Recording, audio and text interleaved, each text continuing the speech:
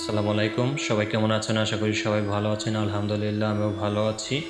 তো বরাবরের মতো ভূত স্টুডিওতে সবাইকে স্বাগতম।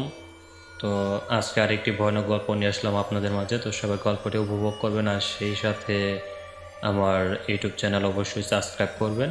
বন্ধু হয়ে পাশে থাকবেন। তো চলুন শুরু করা যাক। ভোটাটকা। ঘটনাটি ১৯৯৫ সালের হেমন্তের মাঝামাঝি। আমার স্যারের নাম আতিক। তিনি ছিলেন আমার অঙ্ক শিক্ষক। এখন একটি প্রাইমারি স্কুলের শিক্ষক হিসাবে আছেন।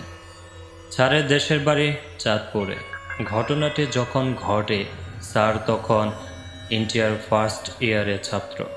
স্যার চতুর্থ শ্রেণীর এক ছাত্র পড়াতেন, গ্রাম থেকে ১.৫ মাইল দূরে কাশিমপুর গ্রামে গিয়ে। বেতন বেশি হওয়ায় স্যার সকল কষ্ট উপেক্ষা করে নিয়মিত সাইকেল চালিয়ে